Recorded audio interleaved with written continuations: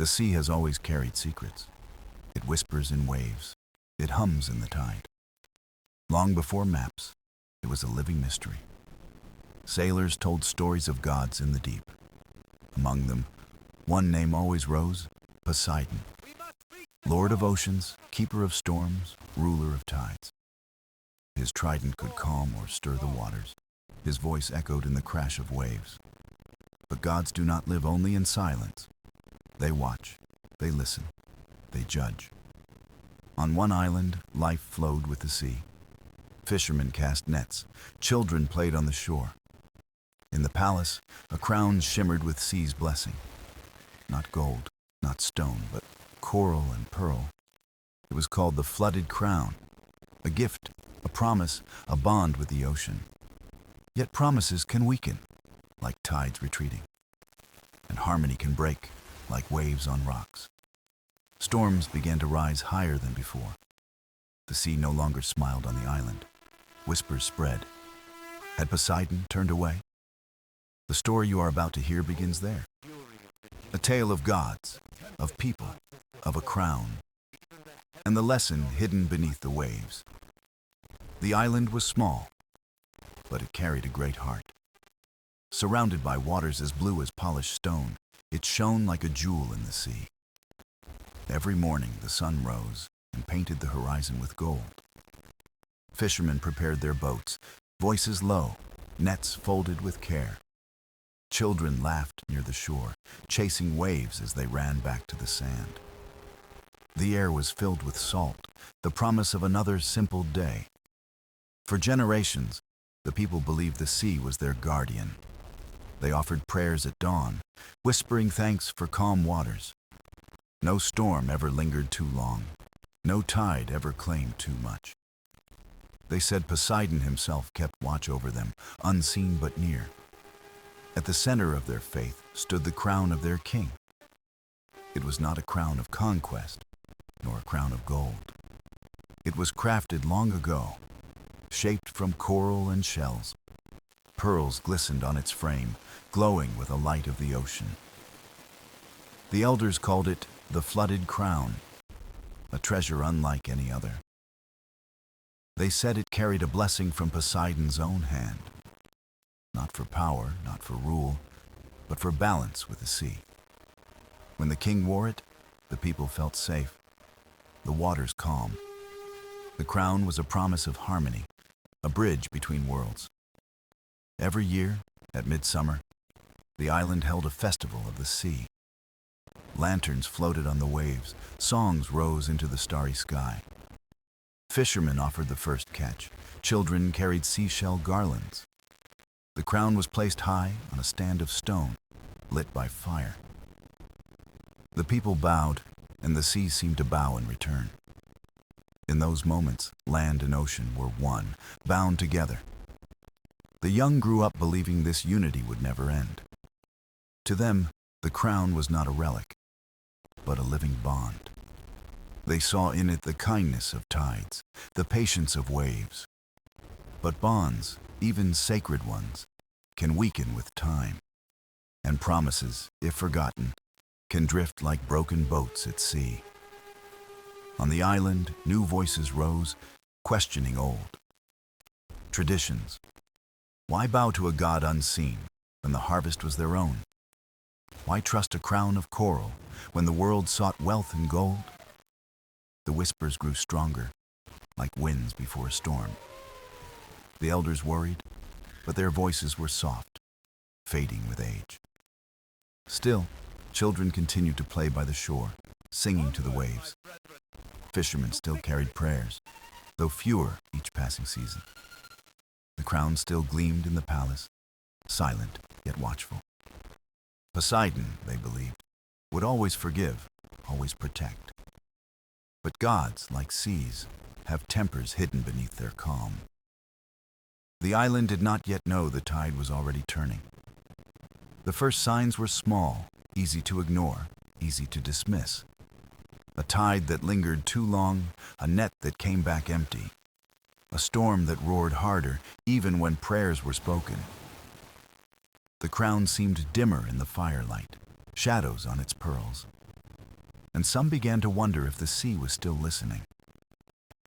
The story of the flooded crown truly begins with these doubts, for it is in silence that great changes often take shape, and it is in whispers that the sea first speaks its truth.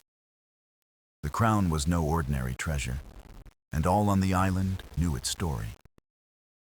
Legends told that long ago the sea rose high and threatened to swallow the land. Waves thundered, and winds tore across the island as though the world would end. But in that moment of fear, a great calm swept the waters into silence.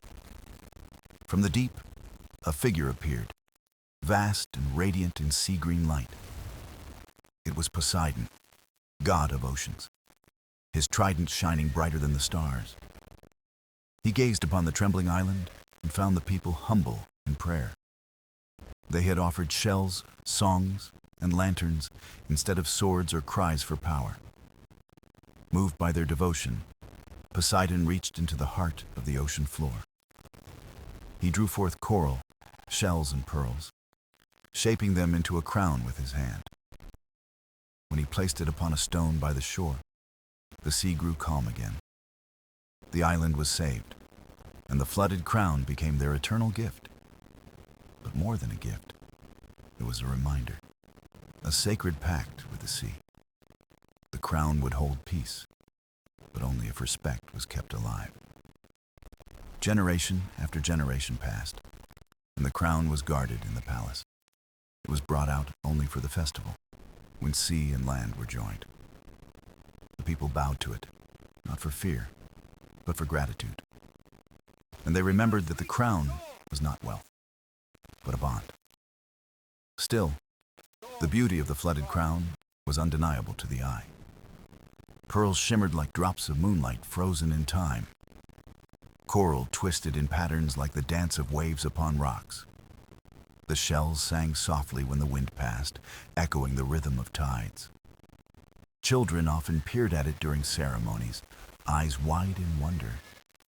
To them, it was proof that the sea could love as much as it could rage. But stories have a way of shifting when retold too many times.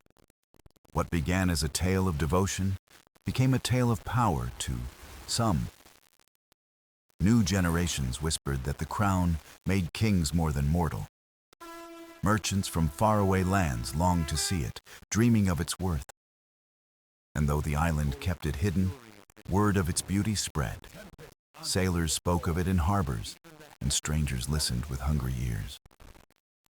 The king knew the crown was sacred, yet even he sometimes felt its weight. Was he protector of his people, or keeper of Poseidon's jewel? The elders reminded him, the crown is a bridge, not a throne. But temptation often speaks louder than wisdom in the still of night. The people still celebrated, still bowed before the crown every year. Yet the meaning was slowly slipping, like sand beneath the tide. For some, it was no longer a pact, but a sign of pride. For others, it was no longer sacred, but a symbol of wealth. The crown itself remained unchanged, still glowing with quiet grace. But its power was bound not to coral or pearl, but to faith. And faith, once cracked, can break faster than stone in storm. Poseidon's gift, though timeless, was not blind to human hearts. The flooded crown waited, silent, to see if respect would endure. And beneath the surface of the sea, Poseidon too was watching. For even the calmest waters can rise again when the balance is broken. The sea was still vast and beautiful, but something within it began to change. At first, the people noticed the tides creeping higher than before. Boats rocked uneasily in the harbor, ropes straining against wooden posts. Fishermen returned with lighter nets, their eyes filled with quiet worry. The elders whispered that the sea was restless, unsettled by unseen forces.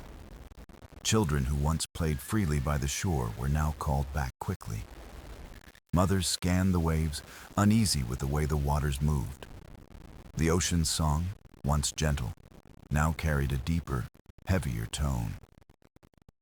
storms came more often, rumbling across the horizon with little warning. The winds howled longer, bending trees and shaking the shutters of homes. Each season the rains fell harder, flooding fields that once grew rich harvests. The people asked themselves if Poseidon had grown distant or displeased. Some argued it was nature's way, nothing more than shifting skies. Others believed the gods always spoke through wind and water. And so fear began to drift across the island like a shadow. The king too felt the unease, though he tried to hide it. In council, his voice was calm, but his heart was heavy. He remembered the stories of Poseidon's gift, the sacred flooded crown. Yet as storms grew stronger, even he wondered if it still held power. He paced the palace halls at night, listening to the roar outside. The crown gleamed faintly in its chamber, as though watching in silence. Some nights he touched it, searching for warmth, for a sign. But it was only cool coral and pearl beneath his hand. The whispers of the people reached him, soft but insistent. Has the crown lost its blessing? They asked among themselves. Does the sea no longer care for us? Such doubts were dangerous, and the king knew their weight. Faith was as fragile as a net, too many holes, and it failed. Still, the sea gave small mercies, as if teasing hope. A calm day would follow a storm, and fishermen smiled again. Children built castles of sand, their laughter returning with the sun. But soon another storm would rise, washing away their joy. The cycle repeated, hope and fear tangled together like seaweed. Some believed the people had grown careless in their devotion. The offerings at festivals were fewer, the songs less fervent. Even the lanterns at midsummer seemed dimmer as they floated away. The elders said the sea listens not only to words, but to hearts. And perhaps the island hearts had grown divided, distracted by pride. The young spoke of trade, of riches beyond the horizon. The old spoke of patience, of honoring traditions long held. Between them, the unity once guarded by the crown began to crack. The king stood at the edge of the palace balcony one night. He looked out at the waters, dark and endless beneath the moon. He thought of Poseidon, the god who had once saved them, and he wondered whether the flooded crown was a gift or a test. The waves struck the cliffs below, louder than his own doubts. Somewhere deep in the sea, the god of oceans was listening. And the unrest of the waters was only the beginning. The king sat in his chamber, restless, while rain tapped gently against the windows. He had always trusted the sea, yet doubt crept into his heart like a slow tide. The crown, gleaming faintly in its case, seemed to carry questions instead of answers. He wondered if Poseidon had grown weary of his people, or of him. Each morning he wore the crown before the mirror, searching for hidden meaning. It felt heavy, though it was made of coral, shells, and pearls. Was it the weight of faith or the burden of expectation pressing on him? Advisors filled the hall, bringing news of storms, lost boats, and anxious whispers. Some said the people had turned careless, no longer honoring the sea with true hearts. Others claimed it was the king himself who had failed to protect the pact. Their words clashed like waves, and the king could find no shore of peace. He dismissed them with a nod, but their voices lingered in his mind. The silence of the palace grew louder than the winds outside. At night, he walked the corridors alone, passing murals of the crown's legend. The painted Poseidon looked back at him, stern yet calm, holding the sea at bay. The king paused before the crown again, the pearls glinting in torchlight. He reached out but pulled back, afraid to disturb its stillness. In his dreams, the sea spoke, though no words could be heard. He woke with the sound of waves roaring in his chest. The people too sought answers, their faith pulling in different directions. Some begged the king to restore the grand festivals of the past. Others demanded he use the crown to command the sea directly. The king felt trapped between devotion and pride, unsure which path was true. He knew Poseidon was not swayed by gold, nor by empty rituals. The god's gift was meant to remind them of balance, not control. Yet the people looked to him for certainty, for miracles he could not provide. He longed to speak to Poseidon himself, to hear the god's voice again. But the sea remained vast, silent, and untouchable, except in storms. One evening, he stood on the balcony as waves crashed below. Lanterns flickered in the streets, their light trembling with the wind. He thought of his ancestors, who had bowed humbly before the sea. Would he be remembered as the king who lost the god's blessing, or as the one who dared to question the meaning of the crown? His hands tightened on the railing, his heart heavy as stone. The rain fell harder, drumming like 1,000 voices calling at once. He looked to the horizon, dark clouds curling like a clenched fist. The sea was not only restless, it was watching, waiting, listening. The king felt the truth pressing upon him, clear yet unwelcome. The flooded crown was never his to command, only his to protect. And if the people forgot its true purpose, storms would answer in kind. He turned back inside, his robes damp, his resolve uncertain but growing. The crown gleamed faintly in the shadows, as if alive, as if waiting. The king knew the time for choice was near, and the sea would not wait. In the heart of the island lived a young dreamer, neither noble nor powerful. They were a fisher's child, raised on stories told beside glowing lanterns. Every night, they listened as elders spoke of the sea's mysteries. The child's imagination carried them farther than the horizon ever could. They believed the sea was alive, not only with waves, but with feelings. To them, Poseidon was not distant, but near, listening in silence. When storms came, they watched the clouds with awe, not fear. They whispered to the sea as if speaking to an old friend. Their father mended nets, their mother salted fish, and life was humble. Yet the child's heart was filled with questions larger than the ocean. Why does the crown matter so much? They asked the elders. Why does Poseidon care for us at all? The elders smiled, answering gently that respect is the bridge between worlds. But the child wanted more than answers.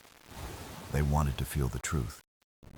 One day, walking along the shore, they found a shell half buried in sand. It shimmered faintly, as if holding light from beneath the waves.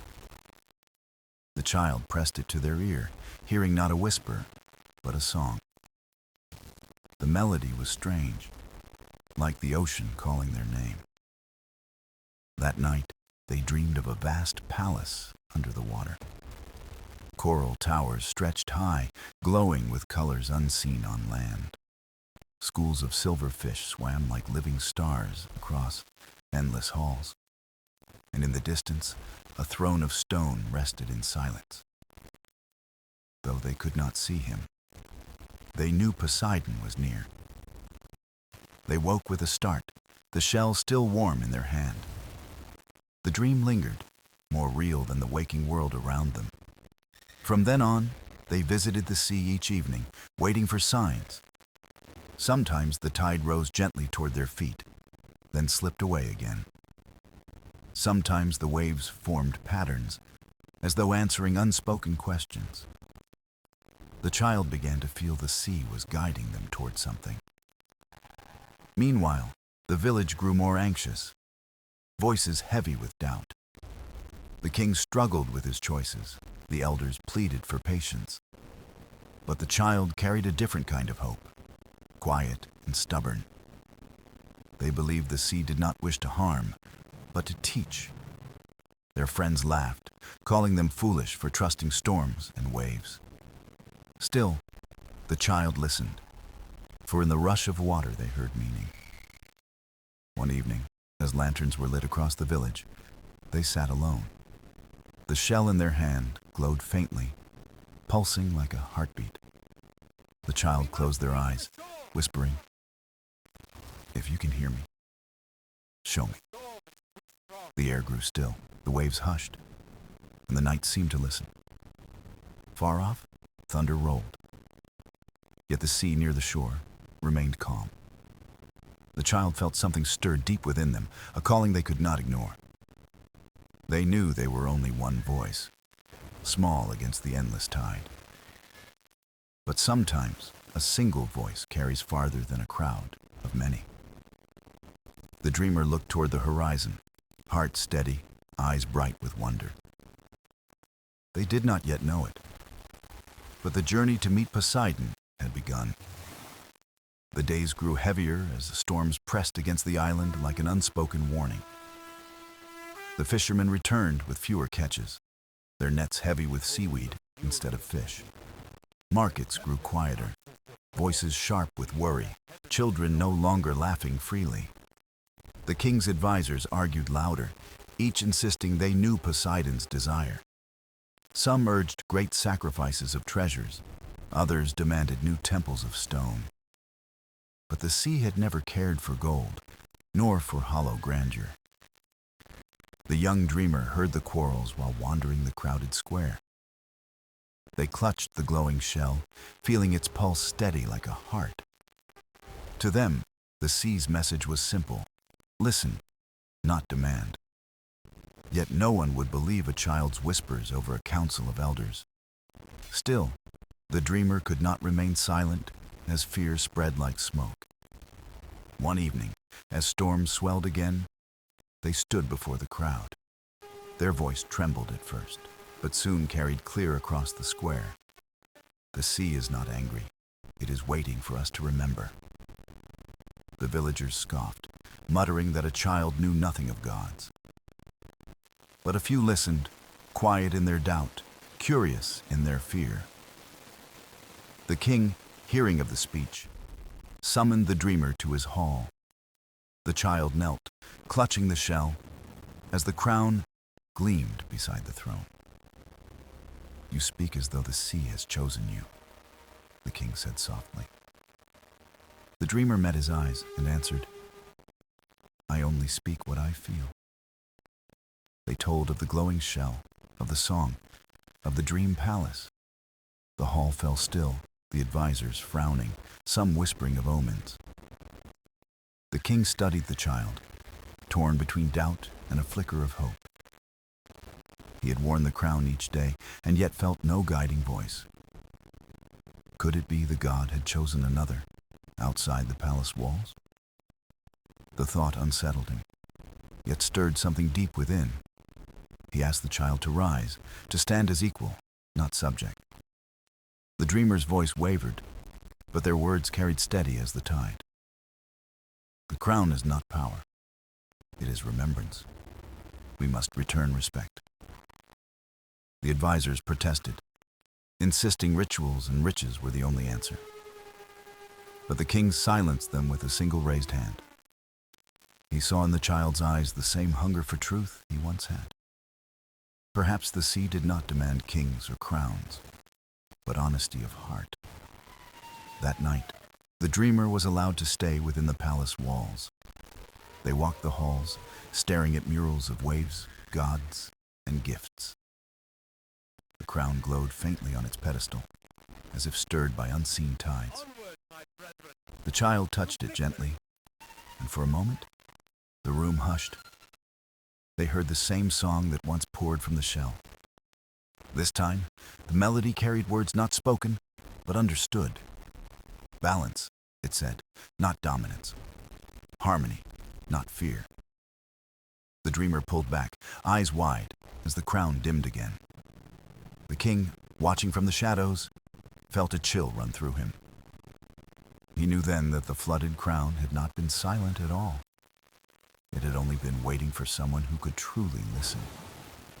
And the sea had chosen its voice, not in gold, but in a child. The next morning, the island awoke to skies torn between sunlight and storm. Birds wheeled nervously above the cliffs, their cries sharp against the wind. The king sat with the child in the high chamber of the palace.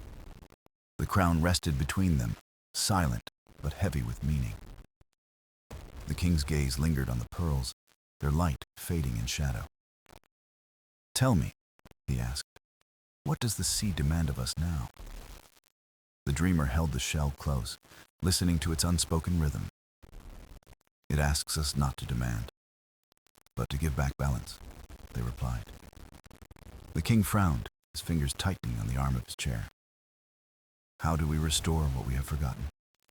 he murmured. The child answered softly, "By living with respect, not by commanding storms." Their words seemed simple, yet they rang louder than the thunder outside. That evening, the king called a gathering in the great square. Torches lined the streets, casting light on anxious, expectant faces. The people waited for decrees of ritual or promises of miracles. Instead, the king stepped forward with a dreamer at his side. He raised the crown high, its coral gleaming faintly in the firelight. "This crown was never meant as power," he declared to the crowd. "It was meant as a bond, a reminder of our duty to the sea." The people murmured, shifting uneasily at words that broke tradition. The dreamer's small voice followed, clear and steady in the night. "The sea listens when we honor it, not when we fear it." Some scoffed, their doubt heavy, but others fell into thoughtful silence. An elder stepped forward, his voice quivering but strong. "In my youth, we sang songs to the tide, not only to ask, but to thank." He looked to the crown, eyes misting with memory. "Perhaps the child is right. We have grown proud, and pride forgets." The crowd softened, murmurs shifting from doubt to reflection. For the first time, fear loosened its grip on the village. The king lowered the crown, setting it gently upon the stone altar. "No longer will this be hidden away in halls of power," he said. "It belongs to all who live by the sea's gift." The dreamer placed the shell beside it, the two glowing faintly together. A hush fell as the waves beyond the square seemed to calm. The tide rolled in gently, brushing the shore with quiet reverence. Children pointed, whispering that the sea was listening to them again. The people knelt, not out of terror, but out of respect. Songs rose, soft at first, then stronger, carrying across the island. The king closed his eyes, hearing hope return in the voices of his people. The child looked to the horizon, knowing the journey was not yet done. For storms still brewed in the distance, and Poseidon had not yet spoken. But for the first time in many moons, the island breathed with harmony. And somewhere beneath the waves, unseen eyes watched, silent, waiting. The night after the gathering, the island lay beneath restless skies, half calm, half storm. The people slept with lighter hearts, yet shadows lingered in their dreams. The child sat by the shore, the glowing shell warm in their hands. They watched the waves move as though carrying secrets too great for words. The tide whispered, rising gently and then falling back with a sigh. The child closed their eyes and felt the rhythm pulse through their chest. Suddenly, the waves shifted, parting as if making room for something unseen. A figure rose in the distance, tall, vast, yet shimmering like water itself. The child did not tremble. Instead, they stood, as though expecting this moment. The figure's voice was not sound, but a presence that filled the night. "You have listened, little one," it said, "where others have only demanded." The child bowed their head, their voice a whisper against the roaring silence. "I did not seek power. I only sought to understand." The figure nodded, waves curling gently around its form like loyal companions. Then you already hold the gift that many forget. Humility before the sea. The child asked, "Why the storms? Why the fear that grips my people?" The figure's gaze turned toward the island, its lights flickering in the wind. Because they forgot that respect is not given once, but lived every day. The sea sighed, rolling inward, carrying both comfort and warning. "The crown is not my command," the figure continued. "It is your reminder." The child listened, heart steady though the message felt heavy as stone. "Tell them to live in harmony," the voice pressed, "and the sea will rest." The figure dissolved into spray, leaving only the sound of waves and wind. The child stood alone again, the shell glowing brighter than ever before. Morning came with skies clear, as if the storm had bowed away. The child ran to the palace, their heart racing with purpose. The king awaited them, weary-eyed yet hopeful, the crown resting on the altar. The child recounted all they had seen, every word spoken by the sea. The hall grew still, the advisors watching with disbelief and unease. The king rose, lifting the crown slowly as the child held the shell. Together, they placed them side by side, coral and pearl beside glowing light. The king turned to his people, gathered once more in the square. "The sea does not ask for gold or fear," he declared firmly. "It asks us to live rightly, to remember balance in all things." The dreamer's small voice rose to join him, steady and clear. "Respect the tide, honor the gift, and the sea will walk with us." The villagers fell silent, the truth of the words sinking like anchors. Children clutched their parents' hands, sensing change in the air itself. And then, as though to seal the promise, the waves rolled gently ashore. The tide lapped softly against the stones, calm, patient, and forgiving. The people sang again, not out of fear, but with voices lifted in thanks. The crown gleamed brighter, the shell pulsed gently, and harmony returned. But far beneath the waves, Poseidon still watched, his judgment not yet done. The island awoke to calm seas, the sky painted gold and silver by the first touch of dawn. Children played by the shore, their laughter mingling with the whispers of the waves. Fishermen set out again, nets glistening, hearts lighter than they had been for many moons. The crown rested in the temple, placed beside the glowing shell, both honored but never feared.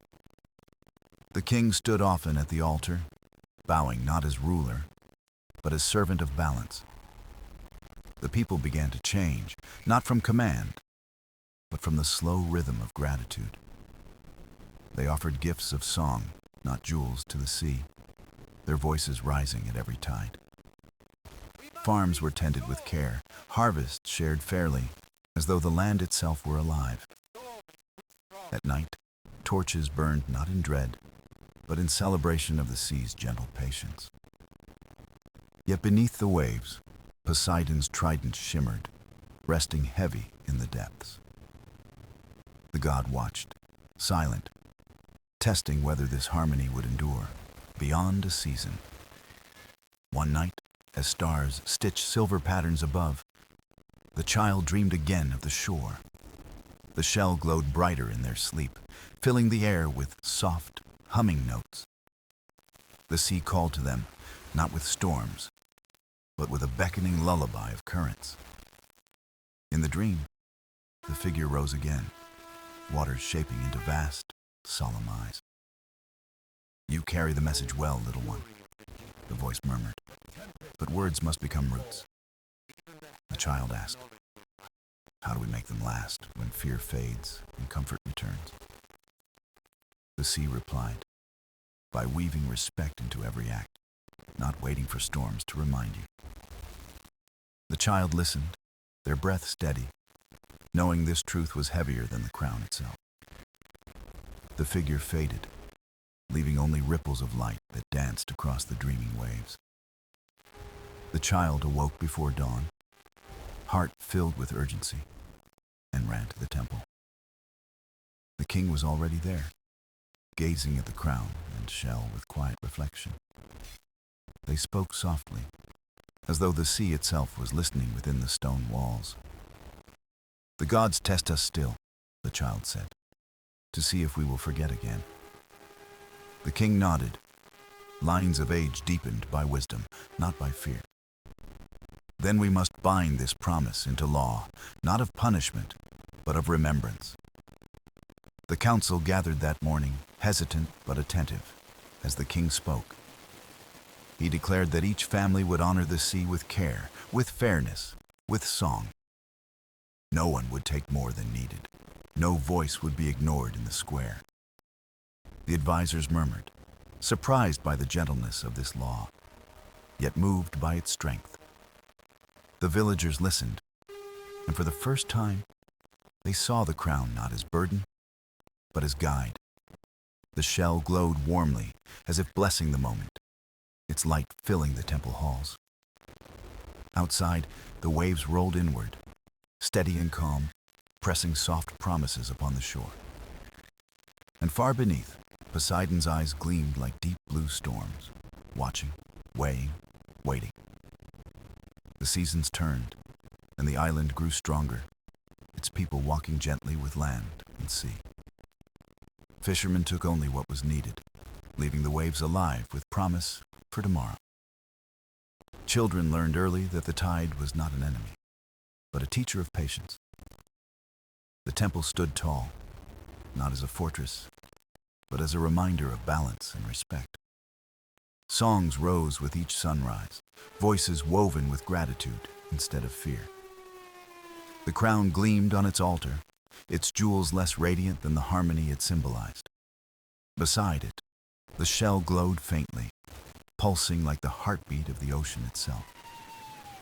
The king grew older, but his heart remained light, proud of his people's unity. The child, no longer so small, walked among the villagers as both dreamer and guide. They carried no scepter, wore no crown, but bore the trust of the sea's whispers. On a night of calm tides, the island gathered in the square with torches lit. They celebrated the harvest, the sea's gifts, and the peace that flowed through their days. And then, without warning, the waves parted, stretching far beyond the edge of sand. A hush fell, torches flickering, as a vast presence shimmered from the horizon. The sea rose high, not in fury, but in majesty, a throne of water and light. Poseidon appeared, his eyes vast as storms, his trident glowing with ancient power.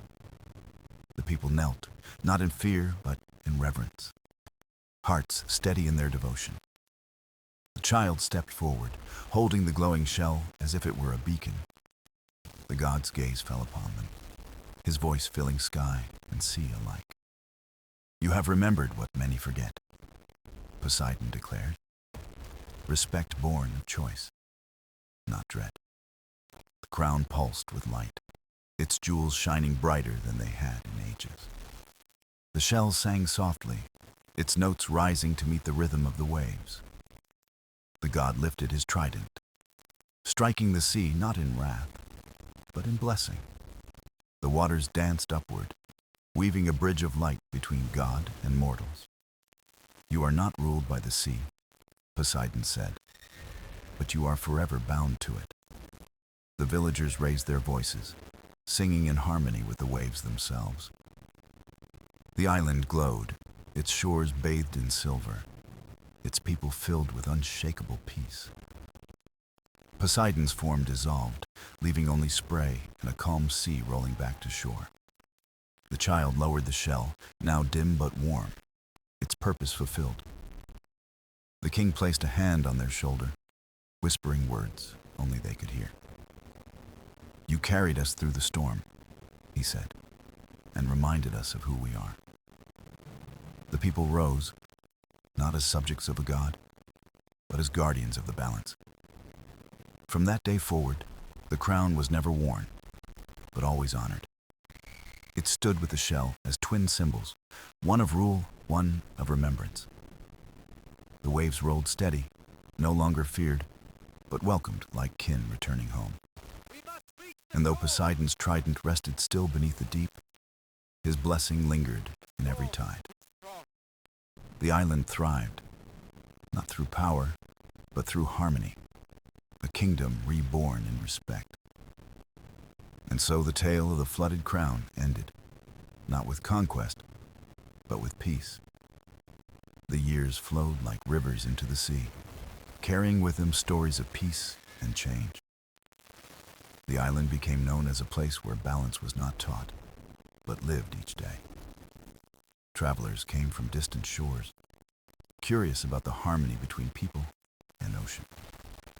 They found no walls, no armies, only songs carried by wind and waves.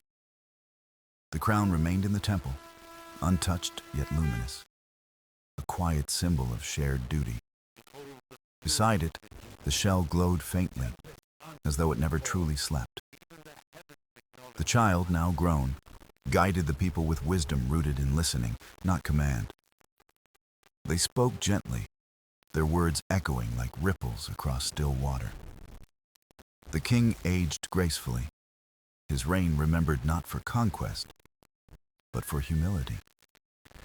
In his final days, he passed into the sea's embrace, with calm acceptance. The people mourned him with song, their voices rising like waves to the horizon. The dreamer stood before the temple, not as ruler, but as steward of the promise.